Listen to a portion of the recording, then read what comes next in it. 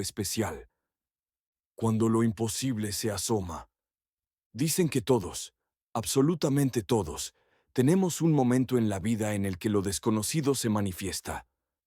A veces lo hace en silencio, escondido en un rincón oscuro. Otras veces se abre paso con un estruendo que no admite dudas. Aunque muchos prefieren ignorarlo, siempre hay quienes deciden contarlo. Este episodio es para ellos y para ti. Para quien ha sentido que algo lo observa sin tener ojos. Para quien ha escuchado pasos donde no hay nadie. Para quien ha percibido una presencia que no debería existir. Hoy escucharás 12 testimonios. Historias reales de personas distintas, en lugares distintos, unidas por un mismo hilo. Algo se manifestó ante ellas. Respira profundo. Acomódate. Y mantén las luces encendidas si quieres. Comenzamos. Historia 1. El niño llamado Andrés. En mis años de universidad vivía en un pequeño edificio. Un lugar antiguo, de techos altos, donde los pasillos parecían resonar incluso cuando nadie caminaba por ellos. Allí conocí a 3 vecinos que se convirtieron en grandes amigos. Eran tranquilos, buena onda, gente normal, pero ocultaban una historia que me cambiaría por completo.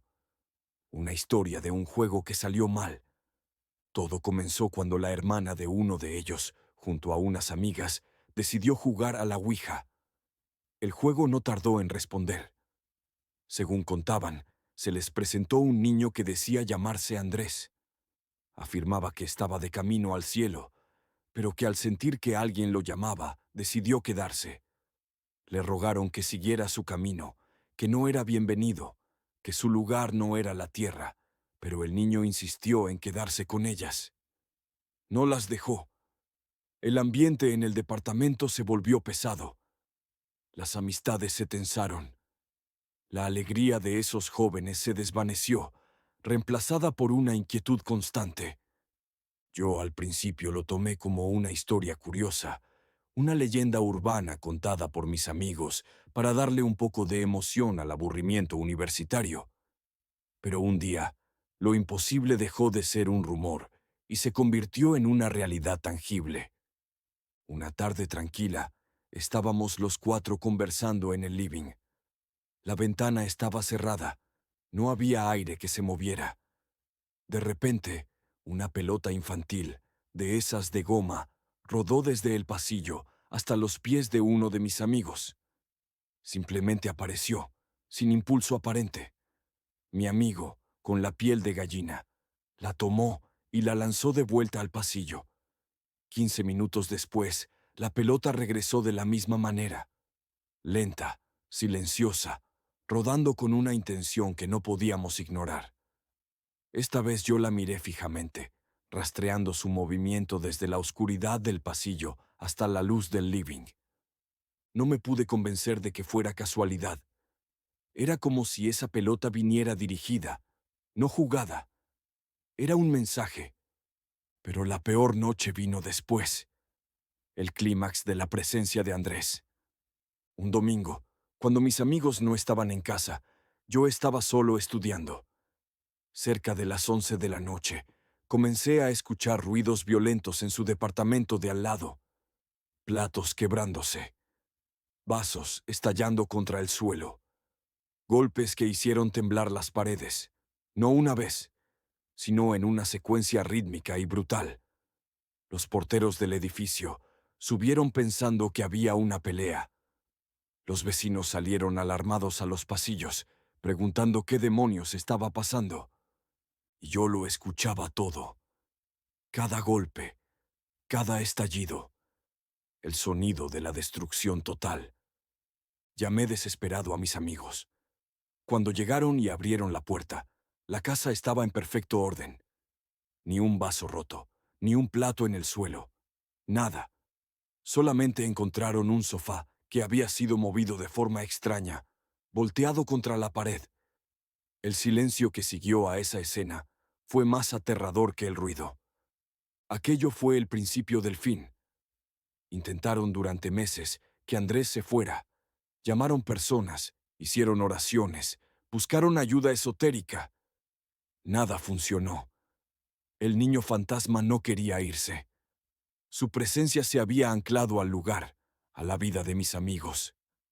Al final, no les quedó más remedio que mudarse. Firmaron un nuevo contrato y se fueron sin mirar atrás.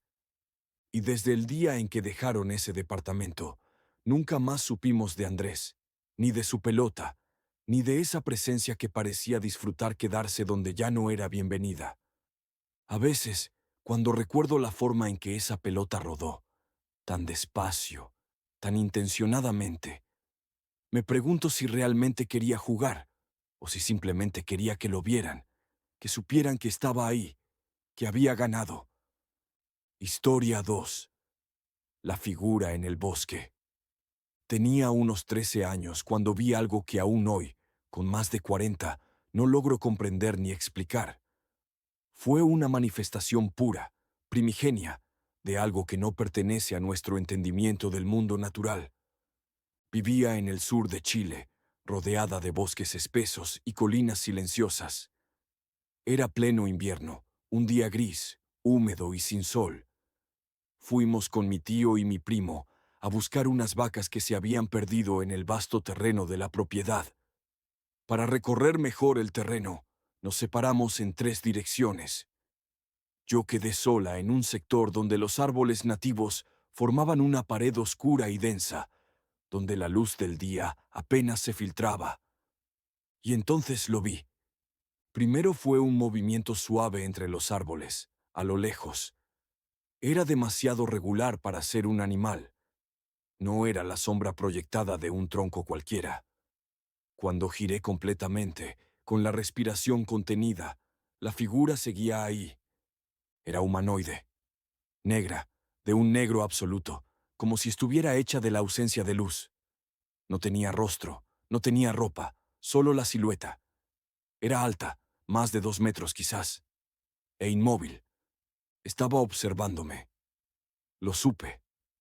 No sé cómo, no había ojos, pero la certeza me golpeó el pecho. Me estaba mirando desde antes de que yo lo notara.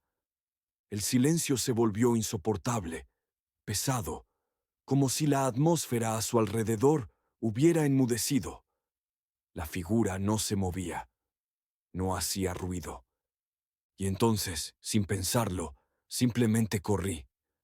El miedo era un motor helado que me impulsó. Pero cuando corrí, no corrí sola. Al mirar hacia atrás, esa cosa se movía entre los troncos con una velocidad imposible, saltando de árbol en árbol, con movimientos antinaturales. Parecía tratar de adelantarse a mi carrera, como si su única intención fuera acercarse, acortar la distancia. Mi respiración se rompía en pedazos por el esfuerzo. El frío me cortaba la garganta.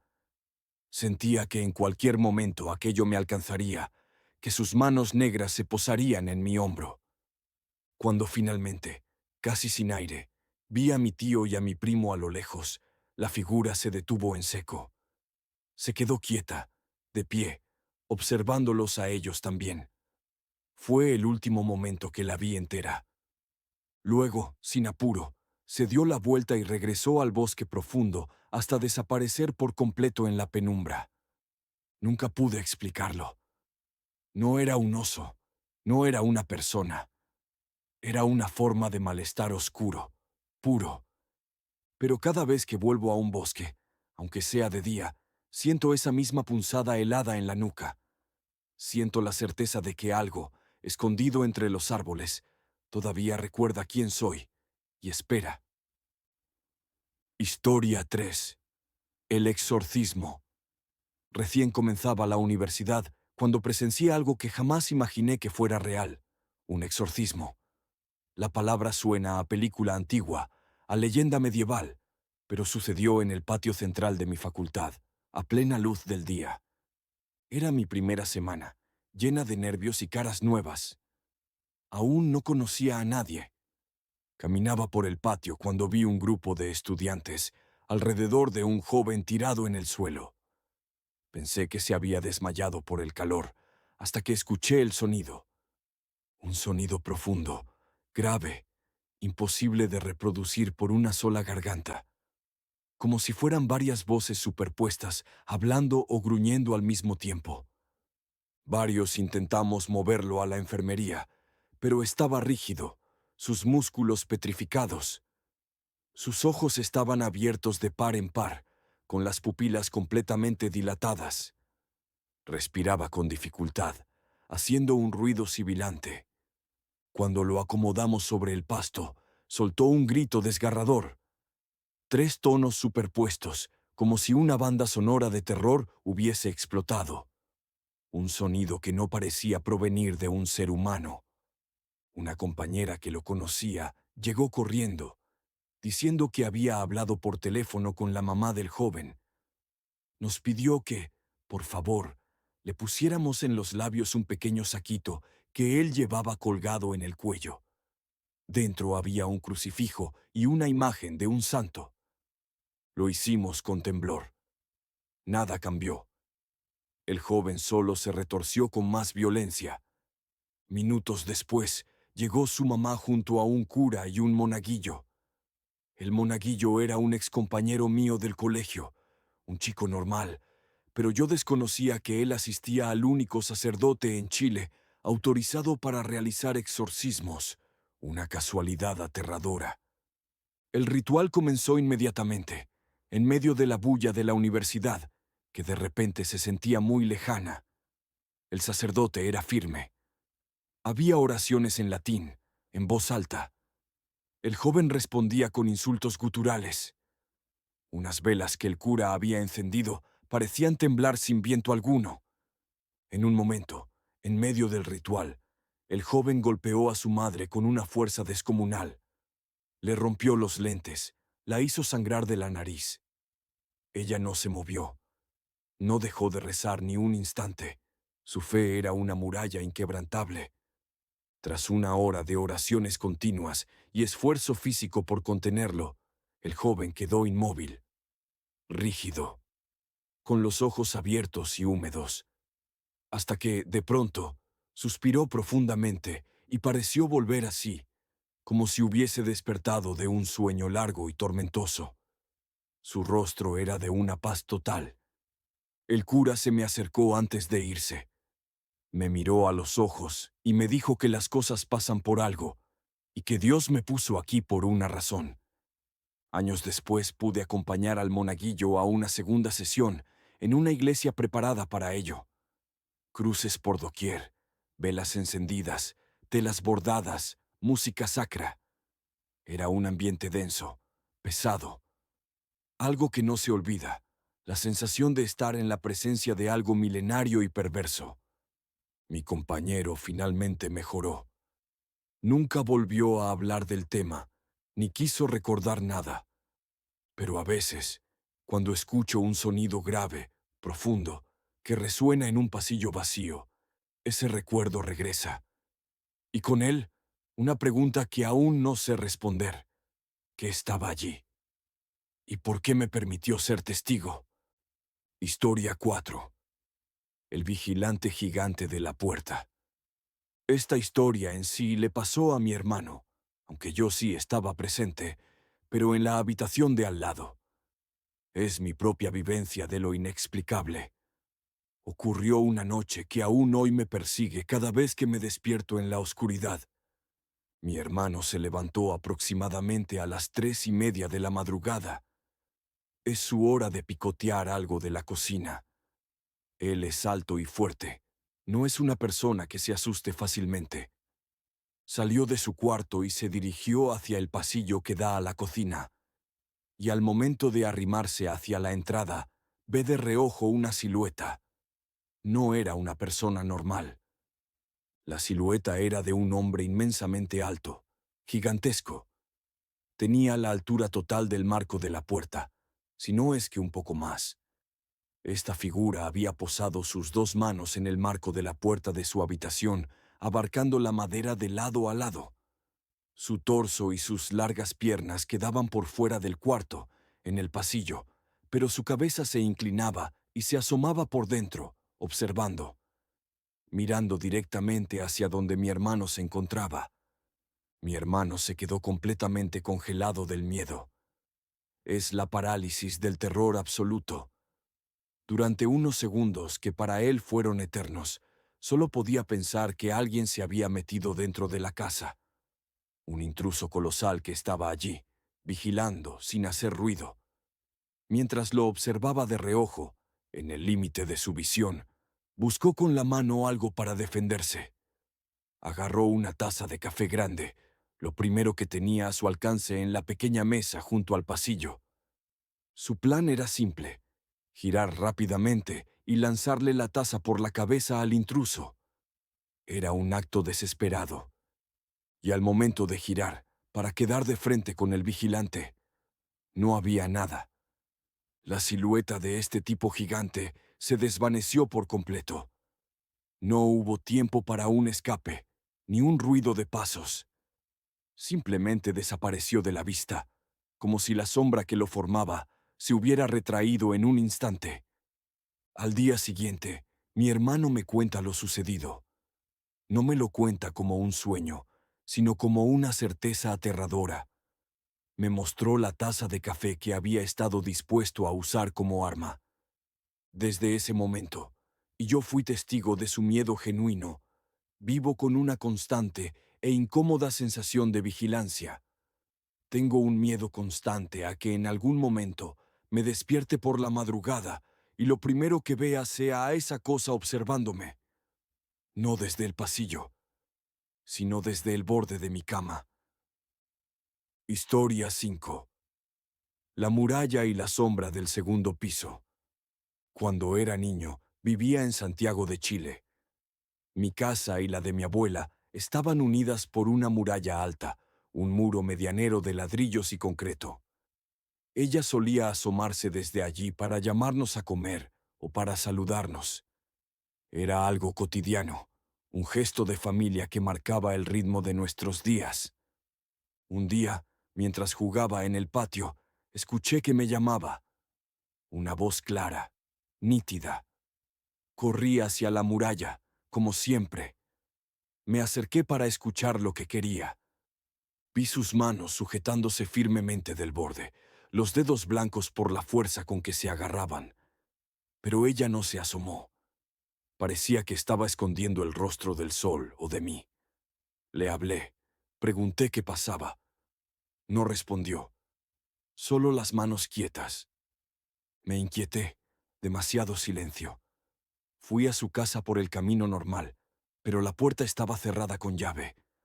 Un detalle extraño. Entré por la ventana trasera, que siempre estaba abierta y que mi abuela solía usar como atajo, y descubrí algo que me heló la sangre. La casa estaba vacía, fría, silenciosa. El olor a cerrado me indicó que claramente no había estado allí hacía horas. No había nadie. Las manos que yo había visto en la muralla no podían ser de mi abuela. ¿Entonces de quién? ¿Y por qué me había llamado? Ese terreno siempre tuvo algo extraño, una energía vieja. Años después, supe que mi tío había jugado a la Ouija ahí de niño, un detalle que me hizo entender muchas cosas. La segunda experiencia ocurrió en la casa de mi tía, en Padre Hurtado.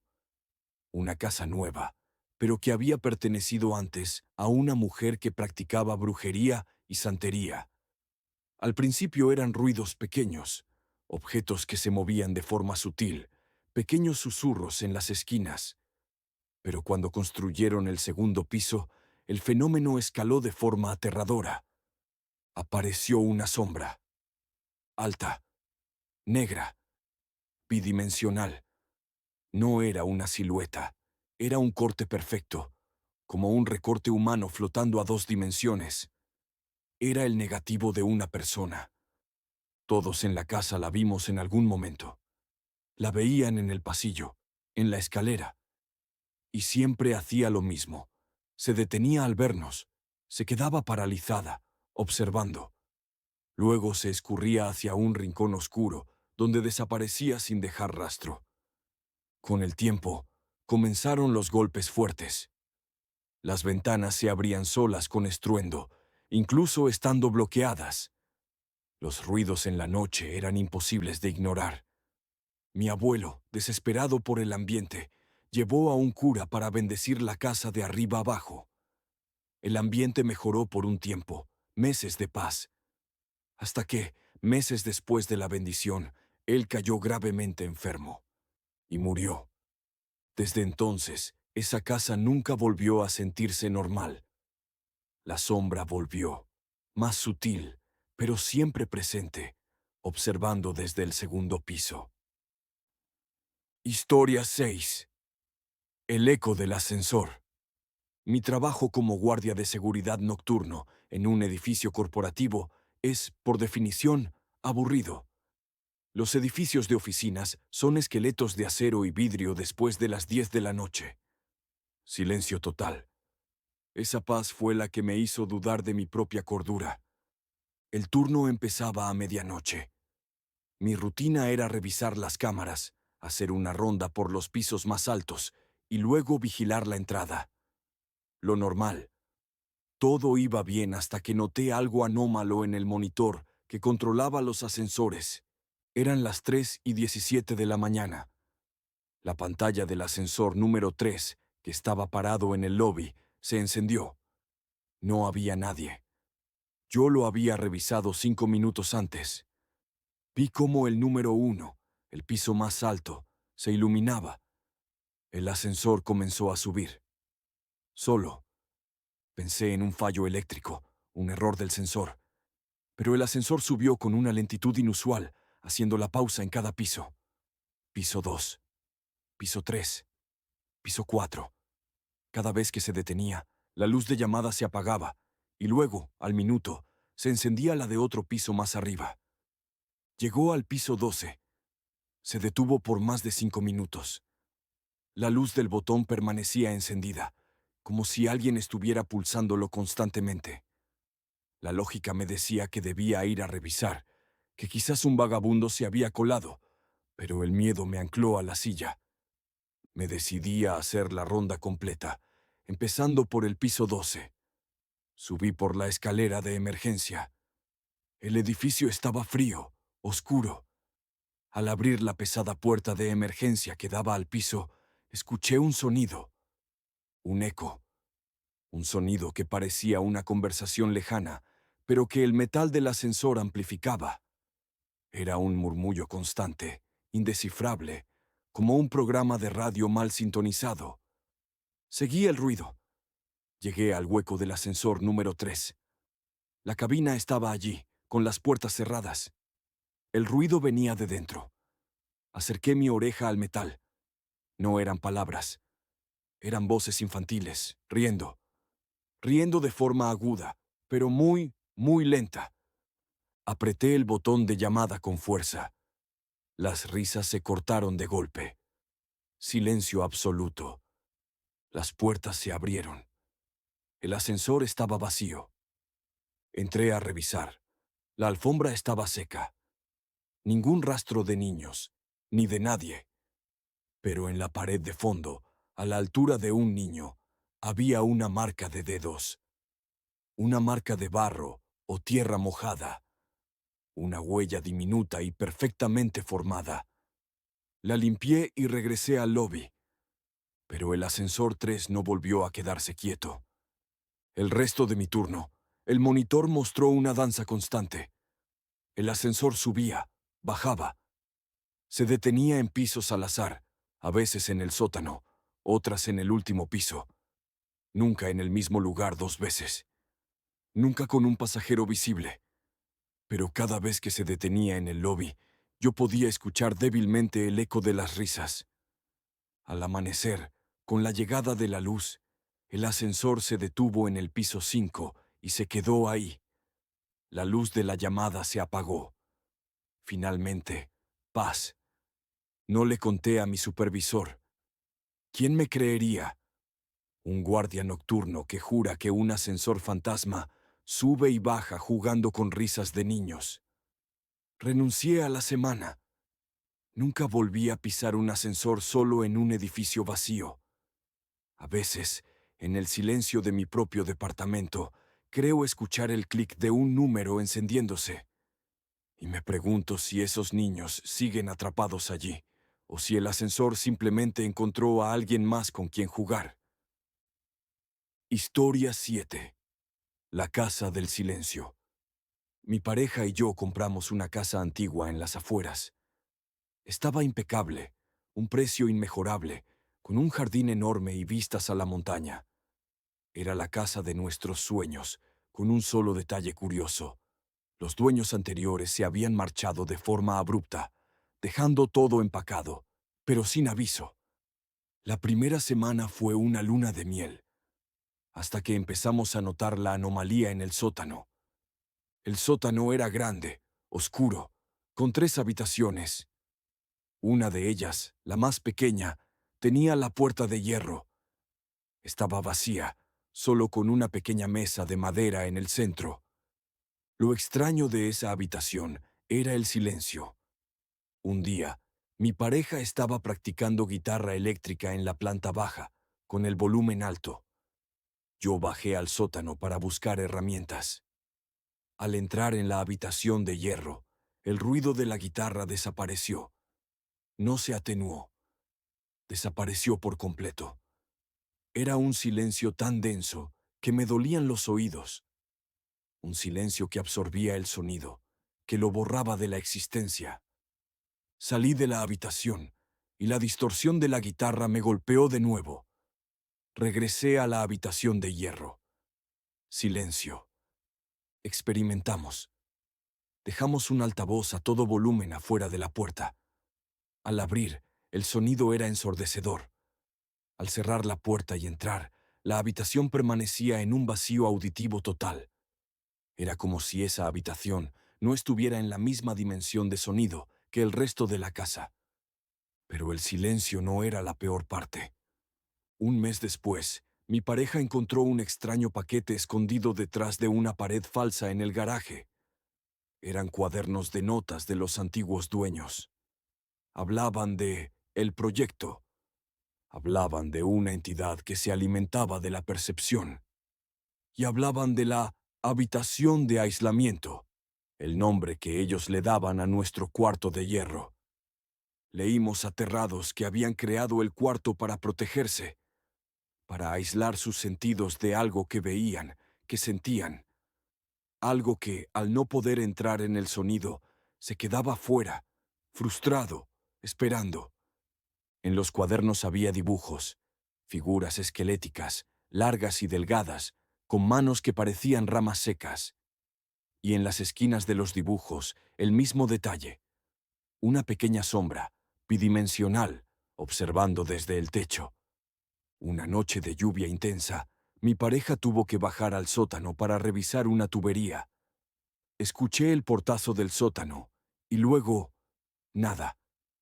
10 minutos después, bajé a buscarlo. La luz del sótano parpadeaba. Lo encontré en el pasillo, paralizado, señalando la puerta de hierro. «Hay algo ahí», susurró, con la voz quebrada. «Ha estado observando». No había nadie. Pero en la mesa de madera dentro del cuarto de hierro, la que siempre estaba vacía, había aparecido un objeto. Era una pequeña figura tallada en hueso. No estaba allí antes. Lo peor es que esa figura de hueso, de unos 20 centímetros, representaba a las figuras esqueléticas de los cuadernos. La tiramos a la basura. La quemamos. La enterramos. No importó. Cada mañana, la estatuilla reaparecía en la mesa del cuarto de hierro. No podíamos destruirla. Tuvimos que mudarnos. Al igual que los dueños anteriores, lo dejamos todo, huyendo de una casa que no podíamos sanar. Vendimos la propiedad sin dar explicaciones, sabiendo que el nuevo dueño encontraría el mismo silencio. Y a veces, en medio de la ciudad, en el bullicio normal de las avenidas, mi oído se tapa de repente y un instante de silencio absoluto me invade. Y sé, con una certeza horrible, que alguien me encontró y me está buscando. Historia 8. La niña de la carretera. Soy camionero. Llevo más de 20 años conduciendo por rutas desiertas en el norte de Argentina. He visto de todo: fantasmas, luces extrañas, animales cruzando. Pero lo que vi en la Ruta 60 es la única cosa que me hizo detener el motor y rezar. Empezó hace unos 3 años. La Ruta 60 es una carretera solitaria que atraviesa un tramo de desierto y colinas secas. Una noche, a eso de las 2 de la mañana, vi una figura a un lado de la carretera. Una niña. Estaba sola, pequeña, vestida con un viejo vestido blanco que se agitaba con el viento. Parecía tener unos 6 años. Estaba de pie, mirando al camión. Frené de golpe. Pensé: un accidente, una familia perdida. Prendí las luces de emergencia y me bajé con mi linterna. Caminé hacia donde estaba, pero ella no estaba. Solo arbustos secos y arena. Pensé que la había confundido con un reflejo, que el cansancio me estaba pasando la cuenta. Volví al camión, reanudé la marcha y seguí. Una semana después, volví a pasar por la misma ruta, misma hora, mismo lugar, y ahí estaba de nuevo, la misma niña, con el mismo vestido blanco. Esta vez, estaba más cerca de la línea blanca de la carretera. Parecía que me esperaba. Volví a frenar, más lentamente esta vez. Abrí la ventanilla y grité: «¿Estás bien? ¿Necesitas ayuda?». Silencio. La niña solo estaba allí, inmóvil. No me miraba a mí, miraba al camión. Me bajé, con la pistola de fogueo en la mano, por precaución. Caminé 10 pasos. Y de nuevo, la niña desapareció, sin hacer ruido, sin correr. Solo se esfumó. A partir de ahí, se convirtió en una constante. Cada viaje por la Ruta 60, ella estaba. No siempre en el mismo lugar, pero siempre cerca, siempre sola. Un día la vi mucho más cerca, apenas a 2 metros de mi camión. Pude ver su rostro. Era completamente pálido, y su pelo estaba mojado, empapado.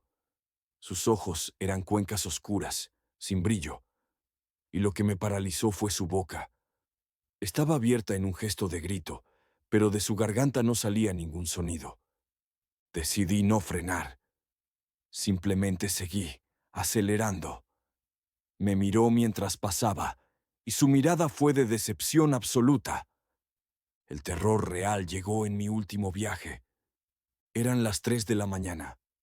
Me detuve en un área de descanso a 20 kilómetros de donde solía verla. Apagué el motor y me dormí. Me despertó el frío. Un frío tan intenso que me dolía la piel, a pesar de estar cubierto con una manta. Abrí los ojos. La niña estaba en el asiento del copiloto, justo al lado mío. No se había movido, pero el asiento estaba empapado, como si acabara de salir de un río. Su rostro pálido estaba girado hacia mí, y sus cuencas oscuras me observaban. Y esta vez, sí la escuché. Un susurro, tan débil que pensé que era el viento. Pero no lo era. Dijo: «Me llevas tarde». Salté fuera del camión, gritando. Corrí hacia el área de servicio, aterrado. Cuando regresé con el encargado del lugar, el camión estaba vacío. El asiento estaba seco. No había ni un rastro de humedad. Dejé ese trabajo. Nunca más manejé en el turno de noche. Ya no voy por la Ruta 60. Pero a veces, cuando estoy en un coche y la niebla se acerca, juro que veo un pequeño vestido blanco reflejado en el espejo retrovisor. Siempre observando. Y siempre esperando que me detenga. Historia 9. El retrato cambiante. Mi abuela murió y nos dejó su casa, una vivienda llena de recuerdos y antigüedades. Entre los objetos había un gran retrato que colgaba en el salón principal. Era el retrato de una mujer joven, de mirada penetrante, vestida con ropas victorianas. No era pariente, era una obra que mi abuela había comprado. Desde el primer día que la colgamos, sentimos que no estábamos solos. La mujer del retrato nos observaba. No es una frase hecha. Lo hacía literalmente. Mi hija de 5 años fue la primera en notarlo. Un día, jugando en el salón, me dijo: «Papá, la señora me está siguiendo con los ojos». La mirada de la mujer era fría, distante, pero siempre parecía enfocada en el centro de la habitación, en quien estuviera hablando. Pero no era eso lo que cambiaba. Lo que cambiaba eran los pequeños detalles. La primera vez fue un collar. La mujer del retrato no llevaba joyas. Pero una mañana apareció un collar de perlas pintado alrededor de su cuello. Pensé que mi esposa lo había pintado por diversión, pero ella lo negó rotundamente. Limpiamos la pintura, que era fresca. Al día siguiente, las perlas estaban de vuelta. La segunda vez fue más perturbadora. La expresión de la mujer cambió. De una neutralidad seria, pasó a un gesto de disgusto. Sus labios estaban ligeramente fruncidos hacia abajo.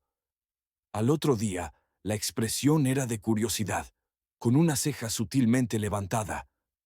La pintura estaba reaccionando a nosotros. Nos estaba juzgando, o, peor aún, se estaba volviendo consciente de nuestra presencia en su espacio. Una noche, estábamos cenando en el comedor. El retrato estaba en el salón, que era contiguo. Mi esposa se levantó para ir por vino, y al pasar frente al retrato, se detuvo y gritó. La mujer del retrato estaba llorando. No eran lágrimas pintadas. Eran 2 líneas de óleo fresco que caían por sus mejillas. Mi esposa, histérica, intentó tocarlas, y el aceite estaba húmedo. Al día siguiente, las lágrimas habían desaparecido.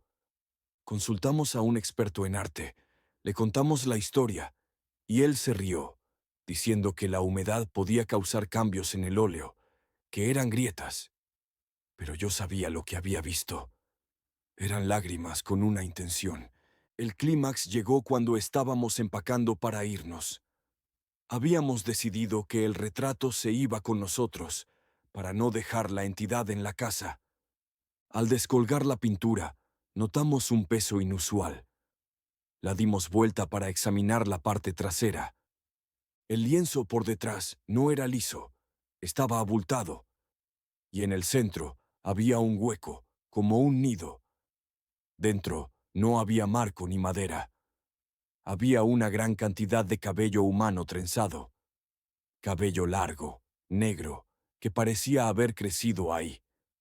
Y lo que nos hizo huir sin mirar atrás, grabados en la parte trasera del lienzo, hechos con un objeto punzante, había una fecha, la fecha de nacimiento de mi hija. No sabíamos qué quería esa mujer. Si era un portal, un observador, o si quería ocupar el cuerpo de mi hija. Lo único que sabíamos era que esa pintura nos había observado desde que entramos, y ahora había puesto su objetivo en la persona más vulnerable. Dejamos la casa. Abandonamos el retrato. Está en ese salón, en la casa vacía. A veces, cuando recuerdo su mirada, me pregunto si la mujer que está ahí colgada soy yo. Si me pintó y me dejó a mí en el cuadro, mientras ella encontró la manera de escapar. Historia 10. El perro y el muro. Mi perro, un pastor alemán llamado Zeus, era el animal más tranquilo y equilibrado que puedas imaginar. Nunca ladraba sin razón. Era la alarma perfecta, siempre fiel a su instinto. Y fue precisamente su instinto el que nos alertó de que algo andaba mal en la casa de campo que acabábamos de alquilar. La casa era una construcción de piedra antigua, con paredes gruesas y un jardín descuidado. La alquilamos por 3 meses. Desde el primer día, Zeus tuvo un comportamiento anómalo. Se obsesionó con un lugar específico, el muro del dormitorio principal. Era la única pared interior de la casa que era de ladrillo antiguo, no de yeso. Zeus pasaba horas frente a ese muro. Lo olfateaba, gruñía y a veces ladraba con una furia y desesperación que yo nunca le había visto. No era un ladrido juguetón, era un ladrido de advertencia, de terror absoluto. Intenté de todo. Lo calmé, lo saqué a pasear, le di premios. No importaba lo que hiciera. En cuanto volvíamos a esa habitación, él corría hacia el muro, se plantaba a 1 metro de distancia y comenzaba su ritual de alerta. Una noche, el ladrido cambió. Estábamos durmiendo cuando Zeus saltó de la cama. No ladró. En su lugar, emitió un aullido bajo, un lamento que me heló la sangre. Cuando encendí la luz, vi a Zeus pegado al muro, tratando de arañarlo con sus patas delanteras. Su cuerpo temblaba. Sus ojos, normalmente tranquilos, estaban inyectados en sangre. Me levanté y lo agarré. Al tocarlo, noté que el muro estaba frío, excepcionalmente frío, incluso para el clima de invierno. Lo toqué y luego lo sentí. Una vibración. No era un temblor de tierra.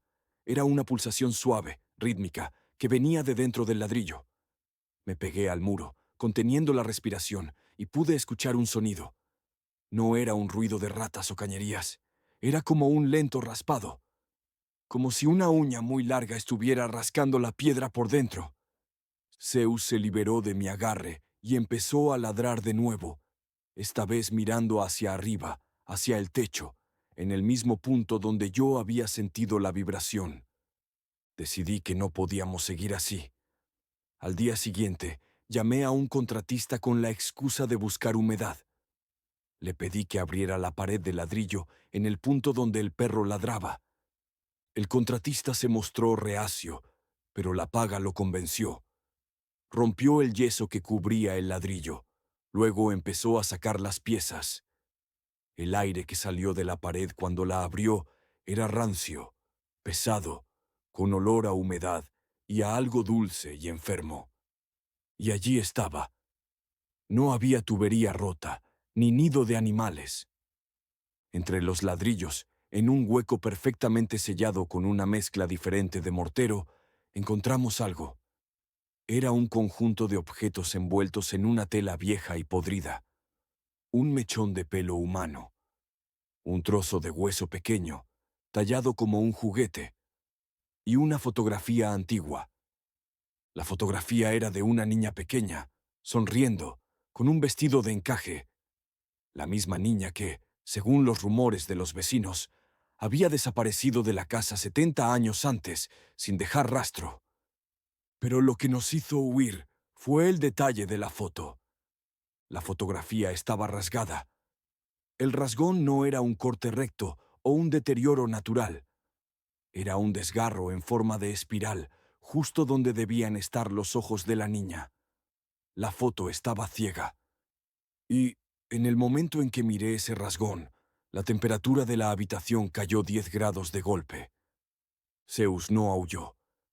Simplemente se encogió y se orinó del miedo, mirando el hueco en el muro. Volvimos a sellar el muro. Dejamos la casa esa misma noche, sin recuperar la fianza. Y desde entonces, cada vez que paso junto a una pared antigua, siento una curiosidad enfermiza por saber qué hay detrás. Y sé que Zeus también lo siente, porque a veces, en medio de la sala, se queda quieto, mirando fijamente un punto de la pared, y emite ese aullido bajo y lastimero. El sonido de alguien que sabe que está siendo observado desde un espacio donde no debería haber nada. Historia 11. La mujer del espejo antiguo. Siempre me gustaron las antigüedades. Por eso compré ese espejo en un mercadillo de segunda mano. Era un espejo de cuerpo entero, con un marco de madera oscura, tallado con motivos florales. Tenía un aire pesado, un poco gótico, pero me pareció una pieza hermosa para el recibidor. Lo limpié y lo colgué. Al principio, era solo eso. Un espejo viejo. Reflejaba la entrada de mi departamento con una ligera distorsión, típica de los cristales antiguos. Pero a la semana, la distorsión se hizo consciente. Una tarde, al volver del trabajo, pasé por el recibidor. Me detuve a mirarme rápidamente para arreglar mi cabello, y noté que el reflejo no era correcto. Detrás de mí, en el reflejo, se veía el pasillo de mi departamento, pero no como era ahora. Los colores eran más apagados, y el pasillo parecía más largo, con papel tapiz que no existía en mi casa. Y en el extremo del pasillo reflejado había una figura. Una mujer. Estaba de espaldas. Vestía un largo traje de época que no supe identificar. Estaba quieta, mirando hacia el interior de la pared reflejada. Yo me moví en la vida real. Me agaché, me paré, di un paso a la izquierda. Mi reflejo hizo lo mismo, pero la mujer del fondo nunca se movió. Di la vuelta en mi departamento. Miré mi pasillo real. Vacío. Regresé al espejo. La mujer seguía allí. Esto se volvió mi tormento diario. Cada vez que pasaba por el espejo, ella estaba. En el reflejo, yo me veía a mí mismo, con mi ropa moderna, pero detrás de mí, en el mismo espacio físico, estaba ese pasillo antiguo, con esa mujer estática. El terror escaló cuando la mujer cambió de posición. Un martes, regresé a casa. Me asomé al espejo con el corazón latiéndome en el pecho.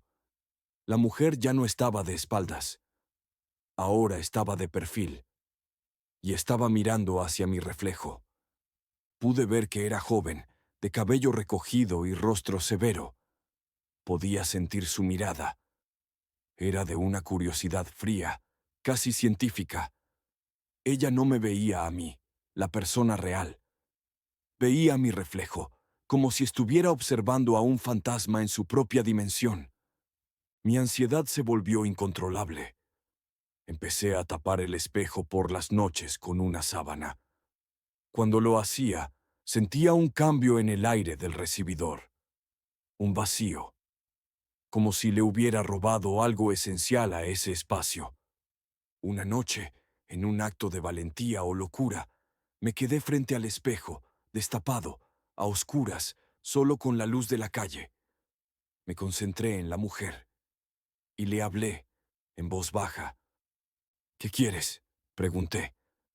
La mujer del espejo no se movió, pero ocurrió algo peor. En el reflejo, mi propio reflejo levantó la mano. No mi mano real, sino la del reflejo. El reflejo extendió un dedo y señaló la esquina superior del espejo, la esquina derecha. Asustado, encendí la luz y revisé la esquina real del espejo. No había nada. Pero en ese momento, en el reflejo, la mujer se volteó completamente. Y ahora me miraba a mí, la persona real, a través del cristal. Sus ojos eran negros, profundos. Y en la esquina que mi reflejo había señalado, apareció una mancha roja, como sangre que se hubiera coagulado en el cristal. Esa noche, arranqué el espejo de la pared. Lo rompí a martillazos en el patio. El ruido fue ensordecedor.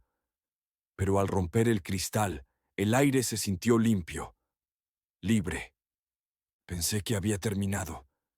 Pero a veces, en el reflejo de una ventana por la noche, o en la pantalla de mi teléfono apagado, no veo mi imagen.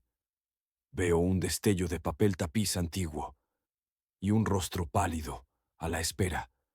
Porque aunque el espejo se rompió, creo que ella encontró otra superficie para observarme.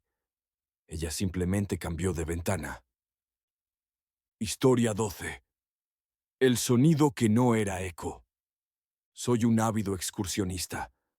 Conozco las montañas de mi región como la palma de mi mano. Por eso, cuando me perdí en el Cañón del Viento, supe de inmediato que algo sobrenatural estaba en juego.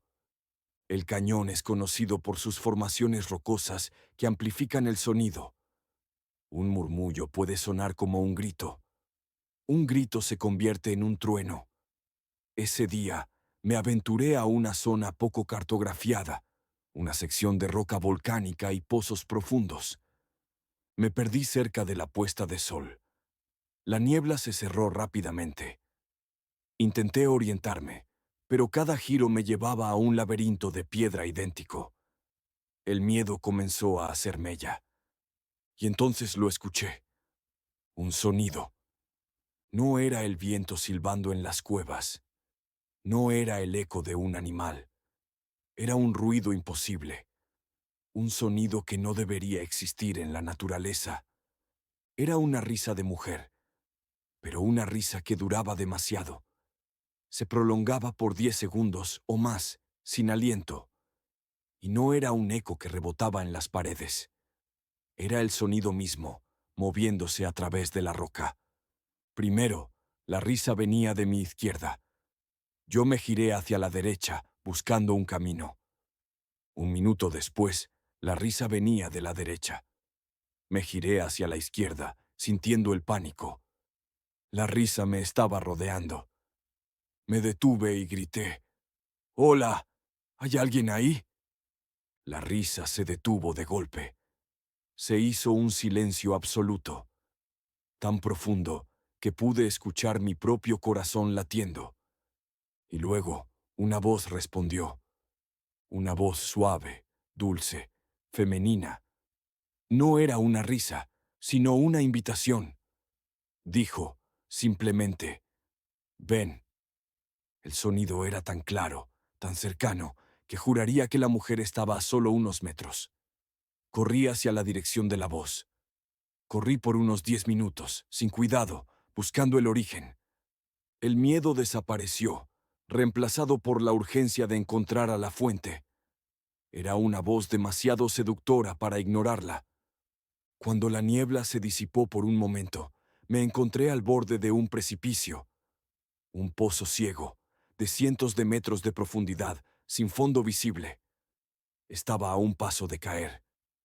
Si seguía un paso más, la caída sería fatal. Y justo cuando me detuve, el sonido volvió. No la risa, ni la invitación. Era el sonido de un golpe seco, como si una roca hubiera impactado algo blando en el fondo del pozo. Y luego, silencio. Comprendí que la voz no estaba pidiendo ayuda. Estaba atrayéndome al vacío. Era una depredadora, usando el eco del cañón como su herramienta de caza. Pasé la noche acurrucado bajo una roca, temblando. Cada hora, la risa volvía. Ahora era más lejana, más burlona, como si supiera que me había salvado por poco, pero que aún estaba en su territorio. Al amanecer, encontré mi camino de regreso. Nunca volví al Cañón del Viento. No es un lugar peligroso por sus senderos. Es peligroso porque hay algo que reside en su silencio, algo que usa la geografía para atraparte. Y a veces, en la calle, cuando paso por un túnel o un puente, escucho una réplica minúscula de esa risa. Y sé que no es un recuerdo. Es ella, buscando el eco adecuado, la distorsión perfecta, para decirme de nuevo: «Ven». Cierre. La verdadera pregunta. 9 historias. No. 12 historias. 12 voces distintas. 12 momentos en los que lo cotidiano se rompió, revelando lo desconocido que nos rodea y nos acecha. Desde el terror primitivo de un perro aullando a un muro sellado, hasta la seducción maligna de una voz que busca tu caída en un cañón. Cada relato nos obliga a confrontar una pregunta incómoda. La pregunta no es si existen los fantasmas. La pregunta es: ¿por qué nos observan? ¿Es curiosidad? ¿Es hambre? ¿O es algo mucho más simple y aterrador, que este es su lugar y nosotros somos los intrusos que ignoramos las reglas? Estos testimonios nos dejan con una única certeza. Hay presencias que han convivido con nosotros desde el inicio de los tiempos. Y a veces, cuando te sientes solo, no lo estás. Simplemente has capturado la atención de una sombra. Gracias por acompañarnos hasta el final de este episodio. Recuerda siempre mantener la calma y nunca, bajo ninguna circunstancia, caigas en la tentación de responder a lo que te llama desde la oscuridad. Las sombras no siempre están vacías. A veces no solo observan, a veces están muy cerca de ti. Hasta la próxima.